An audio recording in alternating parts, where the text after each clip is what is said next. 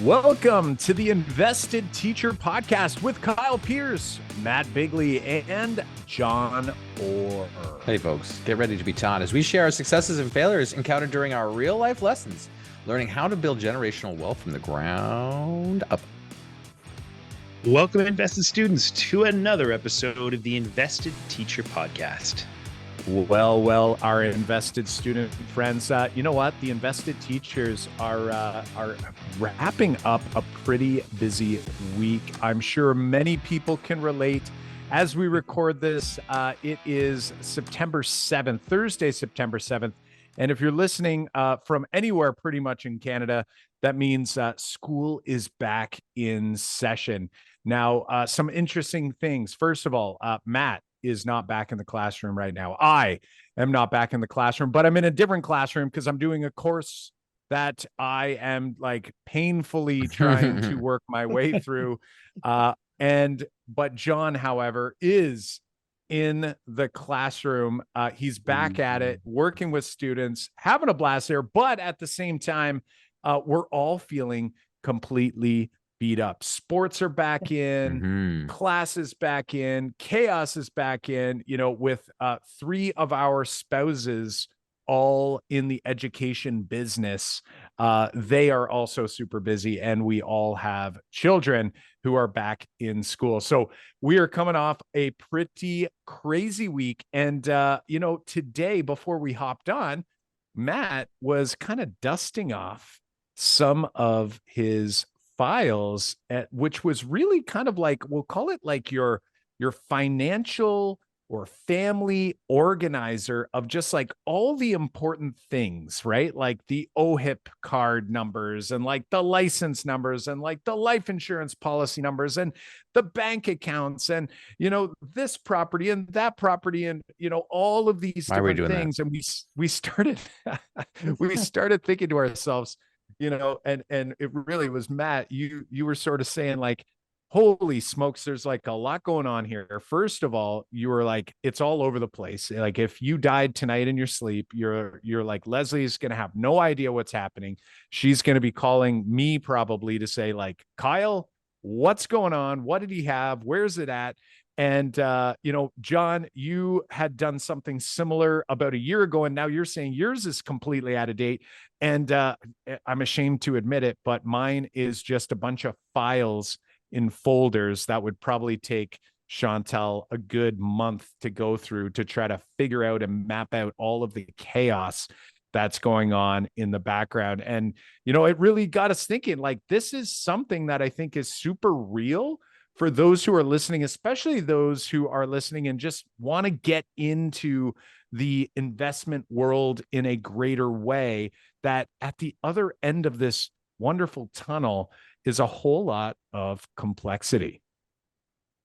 Yeah, we've all got these files somewhere in our house. It could be in a safe or a fireproof box or something like that. But it's been on my project list to get this stuff organized in a format that's going to be easily shareable and something that can be passed on easily. So what actually spurred me onto this was I was really thinking about opportunity, and it kind of led me to thinking about death at the same time. Ooh, so I was trying to catalog, some insurance policies that I've got. And I went back to this spreadsheet that I'd created. I wanted to make a spreadsheet so I could update it on the regular. And actually, Kyle, I shared it with you. Like in the event that I died, I wanted somebody, that beyond maybe Leslie to have access to it with all my account numbers, all my policies for everything, my credit card numbers, all these things that like when someone passes away, there's a mess to clean up with. As a realtor, I deal with estate sales.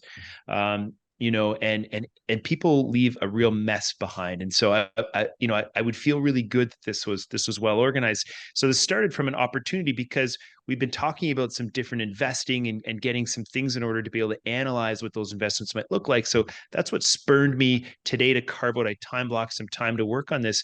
But really, as investors, I think it's a characteristic of investors to have just a web of things. Like I have bank accounts at, I don't know, maybe added them up today, like 4 or 5 banks, or like lines of credit that I've maybe never even used. But as an investor, you always want to have that extra line of credit just in case, Yeah. like if you're on plan F and you're not sure where to pull the cash from.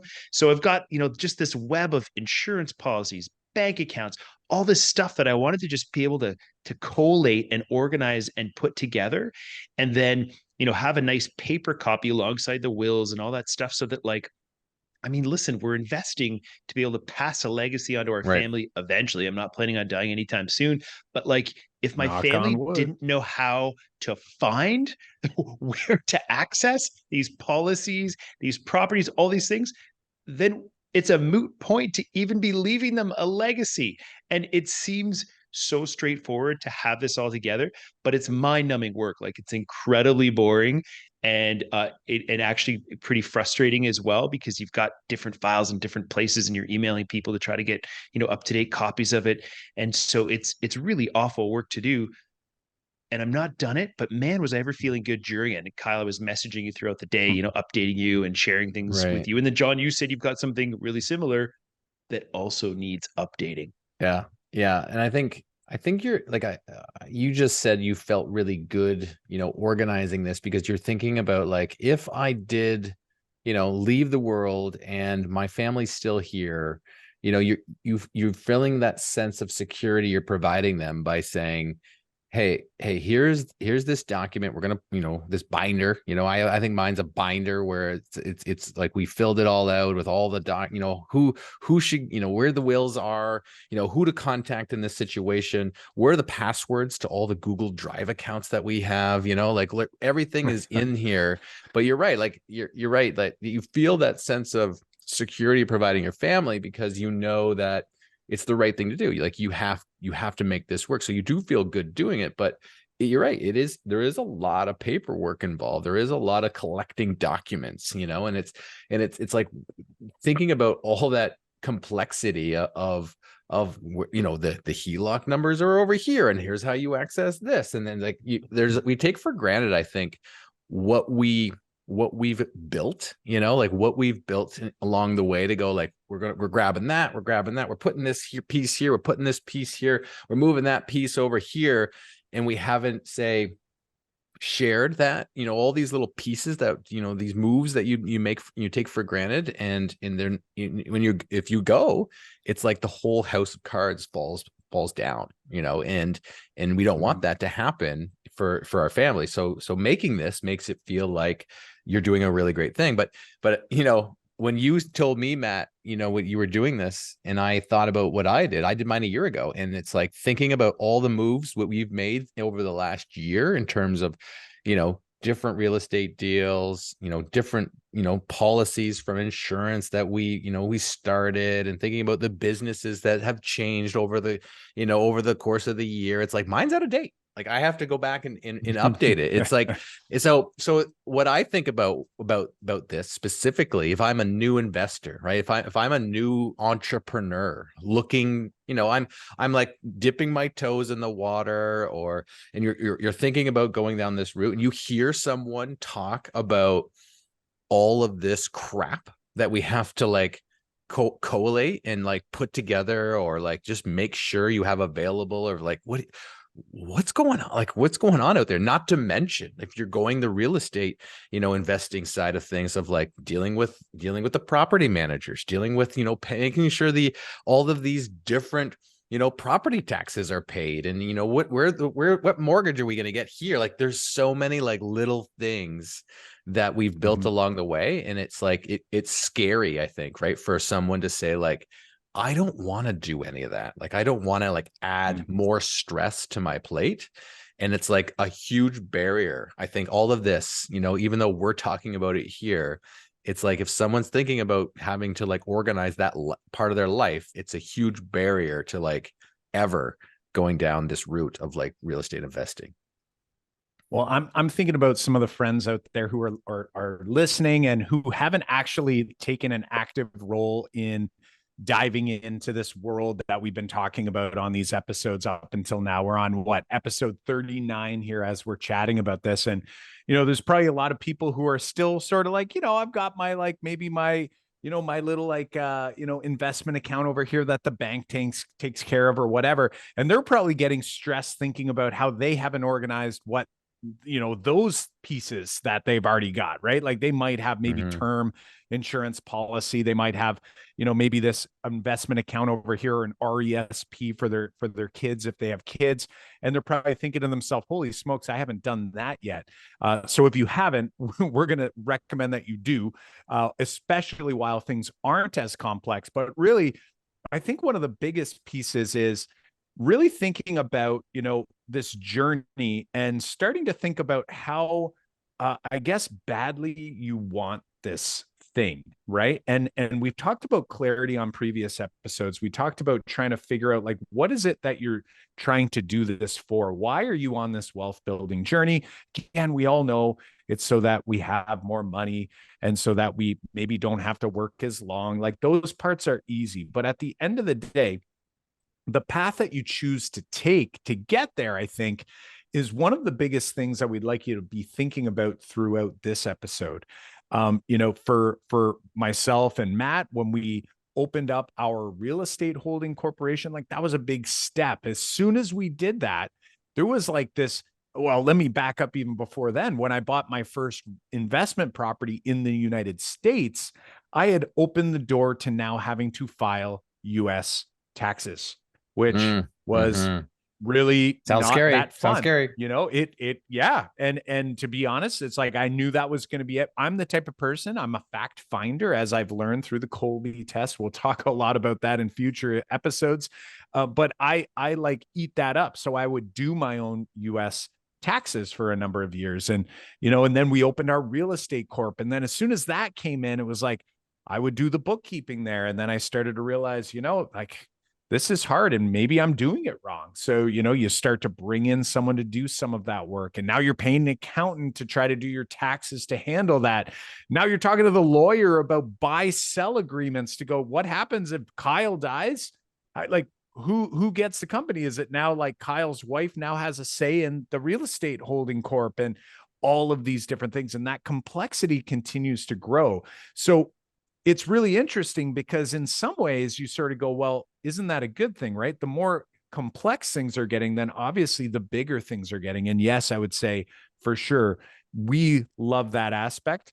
But on the other hand, the question that Matt had mentioned after he was kind of looking at this massive spreadsheet of chaos, Matt, you were sort of kind of like wondering to yourself, you're like, if we could do it all again, would we do it this way? Would we make the same choices? Or would we change anything? And I almost immediately said, I think I know the answer for me, and I would do that. I enjoy that chaos. But I think what we want for you, friends, as you're thinking about this is, thinking about the difference between being, and there's never a full passive investment out there, but how passive do you want to be and how active do you want to be? I think back to, John, you talk about your parents, for example, like their investments are probably all like, they just log into one account, and I'm going to guess that they could probably see them all stacked up, right? If they're with, one of the big banks, they got their checking account, they might have a savings account. They might have they're older now. They might have a RIF here in Canada where, your retirement funds eventually go over there, but it's probably like all stacked there. It's like, here's the one login and password. And they're losing something by doing that. That passivity is, means that the returns are going to come down. Potentially expenses are going to go up because someone else is kind of doing the work for you. However, they are saving a massive amount of complexity. Whereas you go all the way to the other end, where I would say that we're ultra active and we have other costs associated with it, which is like the time and effort to learn and understand and do and manage and organize, as Matt was doing today. So, I'm wondering, like, what else should our invested students be thinking about here as we kind of explore this continuum from passive to active investor? Well, I think what people would really say, right? Like when you said this, what popped into my mind right there when you said, say, my parents, probably have their, they're set up real easy. There's no complexity.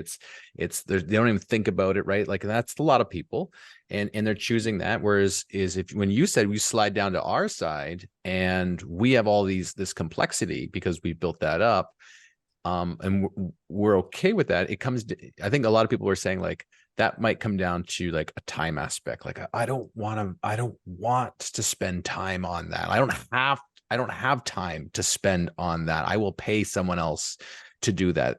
Versus like when we're over here, we're spending a bunch of time to, some of us are, I guess there's arguments to say we're spending some time here. Now some time is offloaded to somebody else to deal with some of these issues.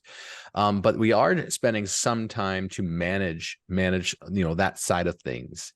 And I guess that whole time aspect is related to money too, because it's like, well, what do we value? Do we value our time, or do we value our money, right? Like you're going to spend the one that you value the least first.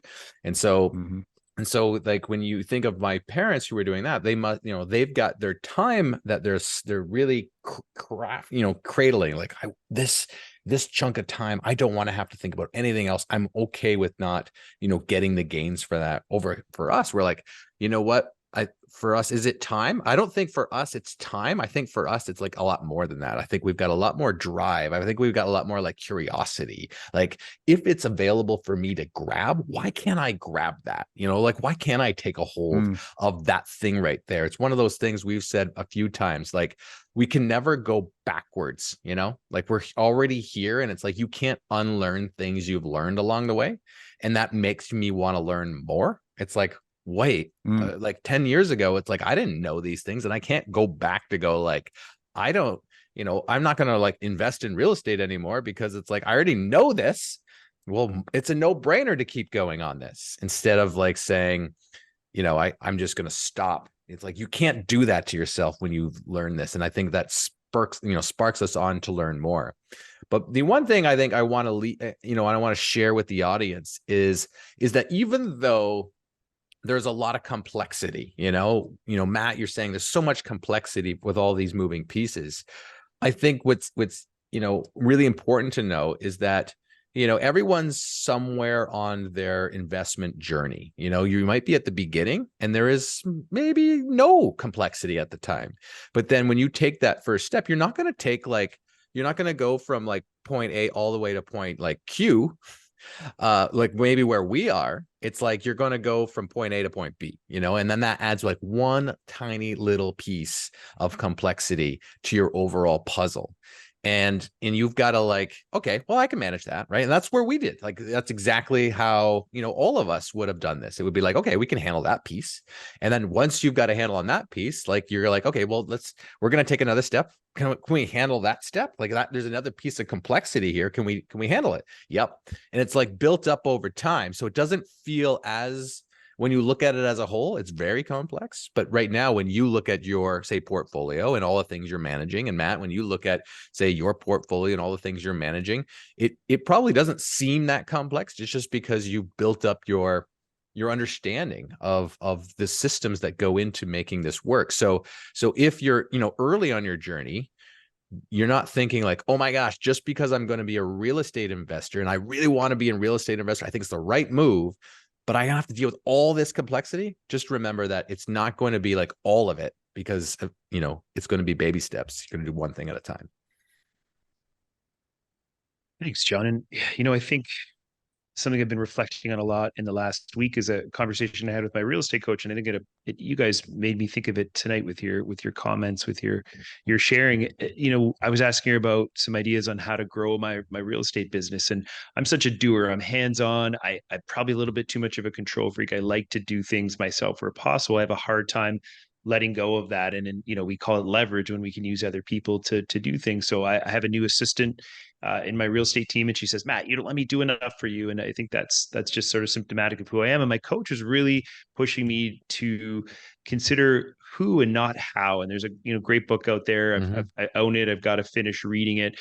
And she was urging me to think about who I could bring into my team that could do some of the things I was talking about, rather than me thinking about how to do them myself. And I think that lesson applies here as well. I think for our listeners, it's about identifying the expertise out there and utilizing that, learning from that, because that reduces your intimidation. It allows you to skip a bunch of steps. It allows you to learn from, from say our failures or your coach's failures.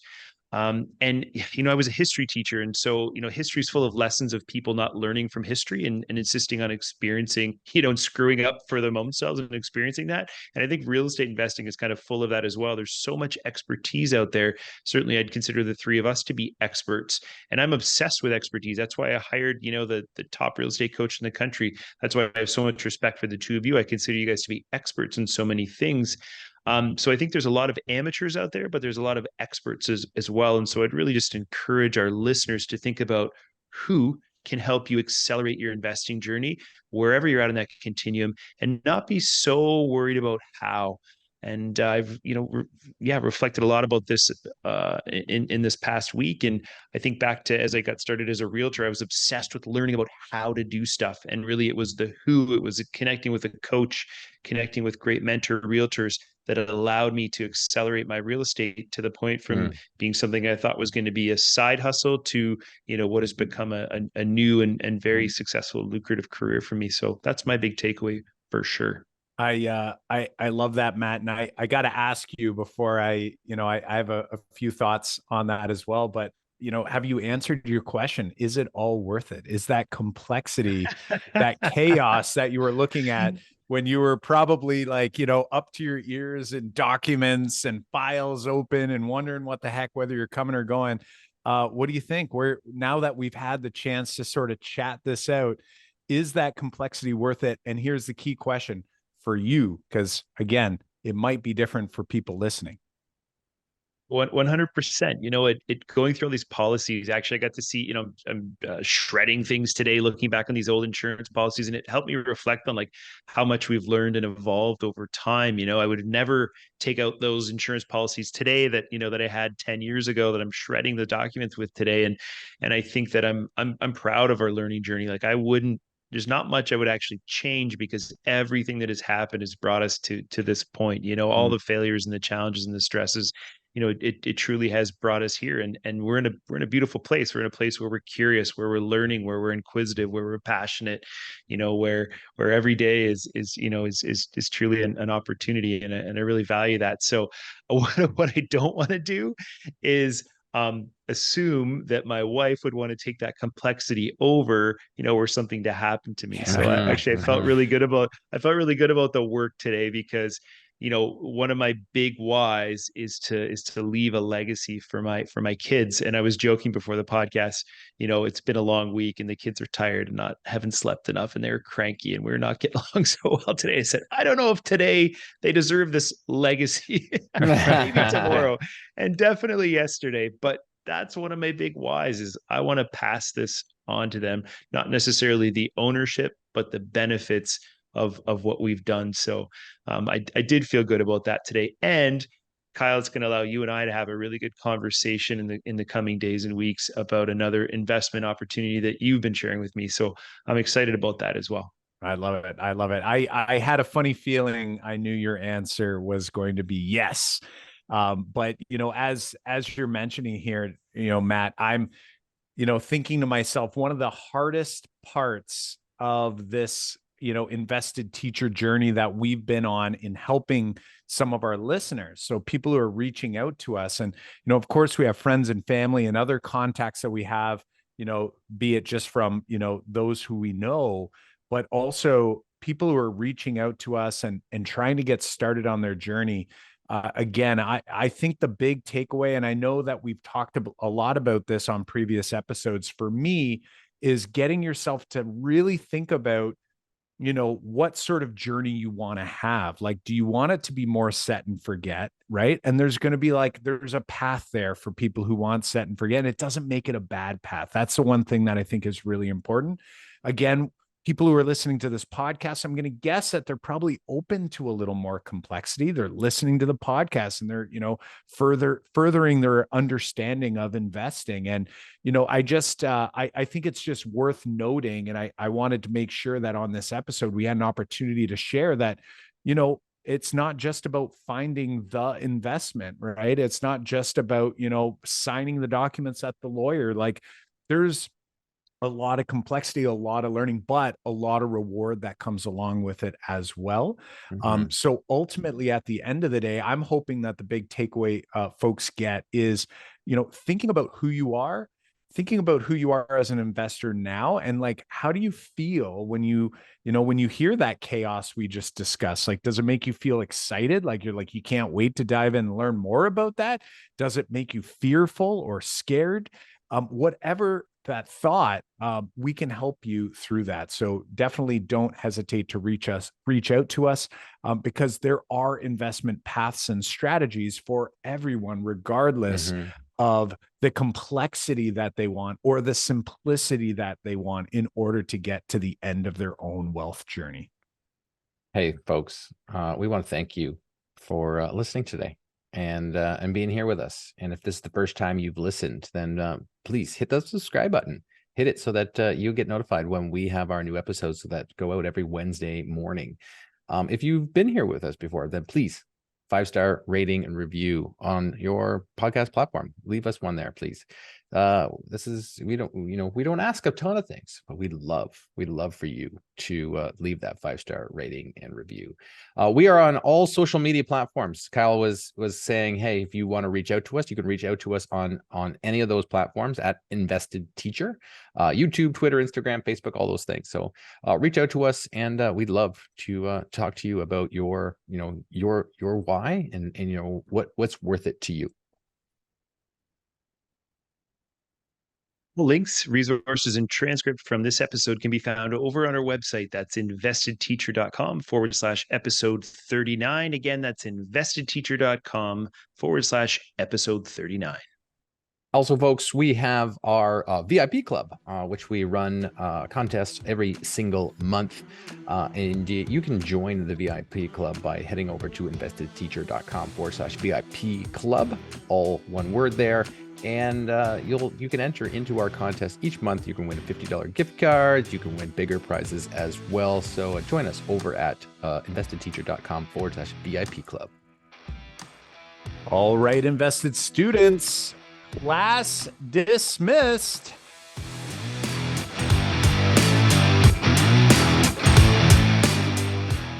And just a quick reminder that this content is for informational purposes only. You should not construe any such information or other material as legal, tasks, investment, financial, or other advice.